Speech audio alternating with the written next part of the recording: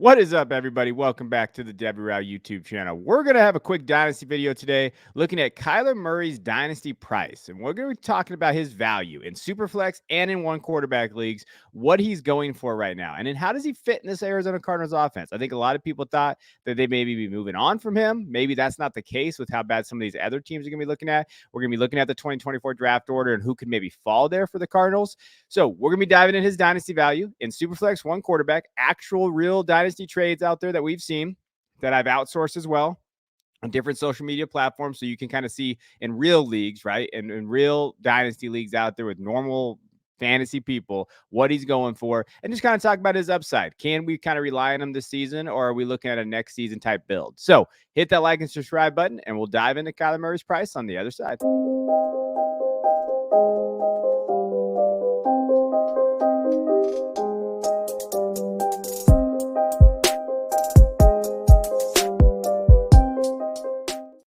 All right, so let's get into Kyler Murray. What he's been, in terms of like just a volatile asset, he's up and down. Some people think he's not very good, Christian Williams, right? That he's kind of overrated. Some people think that he's a great fantasy asset. And when you look at what he's done season long, what he did in terms of, what we saw from the last 4 years, he's been a top 10 guy, right? Quarterback 7 in 2019. In 2020, he's QB2, 2021, QB10. And then last year, before the injury, so what I did is I took those numbers before the injury, he was QB10, right? So in the last 4 years, he's returned value, especially in 2020 when he had that big year. So that's why people love Kyler Murray in fantasy, right? That's why we do these videos. That's why we talk about it, because if Kyler Murray is healthy, he's a top 10. You might not necessarily think he's the best quarterback out there, but hey, we know in fantasy that doesn't matter, right? So we know that if he's out there, he's going to score fantasy points. So that's why we talk about him. And I think that's why he's so volatile, because I think some people mix the good fantasy quarterback with good real life quarterback too much when we're not looking at that. What we're looking at is, hey, if he's out there for your fantasy team, can he put up top 10 weeks? And he can consistently. And we've seen that. Now, what does that look like this year, right? So let's just talk about it real quick. His new offensive scheme, what you have to see here. So, when we're looking at what Josh Dobbs has done this year, the biggest change for Kyler Murray, and I think the biggest thing that we've seen, even Jonathan Gadden, the new head coach, talked about, hey, we got to see him do a lot more things, is that they play under center now, right? So Dobbs has been under center for 113 plays this season, according to Pro Football Reference. That's going to be key, because what we've seen from Arizona, they love this new play action game. They have their zone reads that they've done very well, which I do think that Kyler is going to excel at. But a lot of that has to be built off of their under center. Murray, though, he's played in 57 games. He's only been under center 85 times total in 57 games, right? And last year, I think it was 9 times before he got injured. So that's something, right? Drew Petzing's offense is going to benefit quarterbacks that can go under center. So Kyler's going to have to do that, which he has not done throughout his career. So I think that's one maybe big thing that we're going to have to see from him. If he can excel at that, I do think he can excel in this scheme. And I think it's an underrated scheme. I think they've done a very good job, because the weapons have just not really been there, right? Marquise Brown has looked good. We have Rondell Moore, Michael Wilson. We have Ertz. We have all these different mismatched pieces, right? Pieces, excuse me. Then you have Connor, who, he's injured, he's banged up. That running back room has kind of looked different.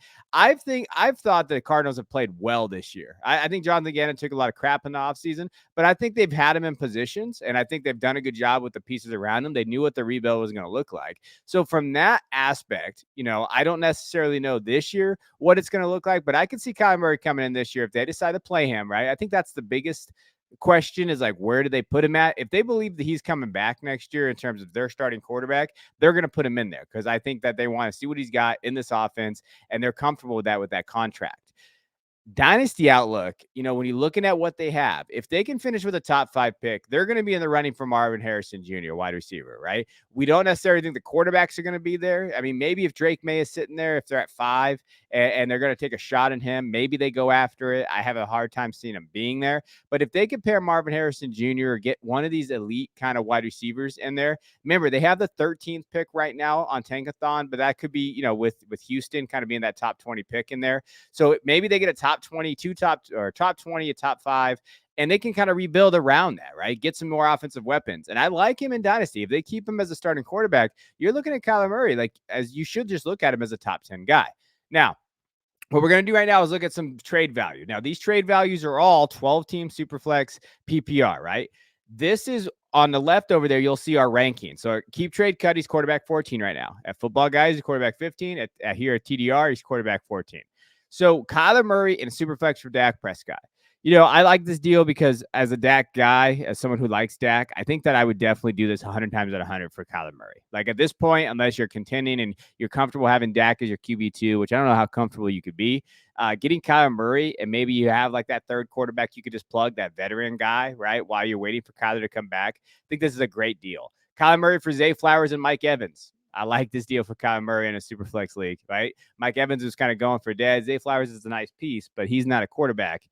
Then you have Kyler Murray, Calvin Ridley for Anthony Richardson, and Nico Collins. Now, this is the one area I wanted to talk to you guys about. Anthony Richardson has been going for Kyler Murray all over kind of leagues. Even in my own personal leagues, I've seen Anthony Richardson go for Kyler Murray in some type of format, like that deal that you see there. So win now side, and then the guy that's rebuilding is taking Anthony Richardson. So if you have Kyler and you have Kyler, but you're rebuilding and you want to go get him, this is a chance to go get Anthony Richardson, who looked like a top 5 guy while he was playing, right? Upside, rushing, everything there. But if you have Anthony Richardson and you're looking for that quarterback to be a top 10 guy, there's not a lot of guys out there that are for sale right now, right? In terms of what you're looking for. Kyler could be that guy for you. So I do think it's risk on both sides, right? I think there is risk, but this is a fun deal. And he's going straight up for Anthony Richardson. Some deals, it's been all over the map. So if you are looking maybe to acquire an Anthony Richardson share and you have Kyler, this is the time to go do it.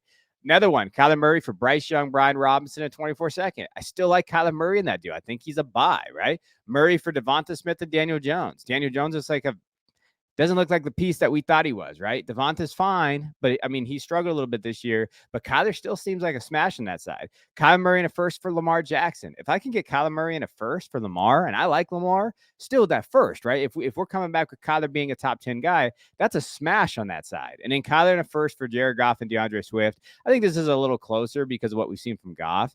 But again, still give me that first. It's still value, right? There's still value there. And what we saw with Kyler is he kept his value throughout the offseason. We did really see that. Like there was times where he dipped depending on the leagues and people would post it. But in overall, in most of the leagues that I was in, he kept a pretty high value, right? So even if he maybe plays a little bit this year and doesn't perform as well as we hope, he's still going to have value there with that first. I still think you can kind of pivot and get some dynasty assets.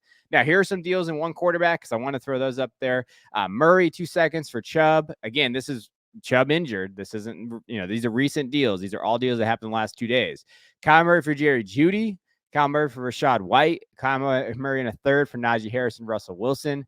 And then pretty much just seconds and something, right? So you see that there for Salvin Ahmed and in Matt Stafford. So you're seeing those kind of deals. And I thought the interesting quarterback one was Kyler Murray for Anthony Richardson. So we're consistently seeing that Kyler Murray's going for that Anthony Richardson, even in one quarterback. But I just wanted to show you guys when we're talking about, what we're looking at in terms of his dynasty value right now. That's what he's going for in those Superflex in one quarterback. And I still think he's a buy at this point, just based on his historical finishes. I like this offense a little bit more. Their ability to add in the draft next year, right? So we're talking about dynasty next year. What are we seeing? Marquise Brown is probably still going to be there. Do they add these other pieces in there that gives him that top 5 maybe upside? I think Kyler's a smash buy right now, and I like the deals that he's going for. So I hope you enjoyed the video. Hit that like and subscribe button. We like to do these. I'll be doing more of these like one player dynasty price checks. Let me know if you guys like that, how you change it. Put it in the comments. Let me know what you guys think. So see you guys.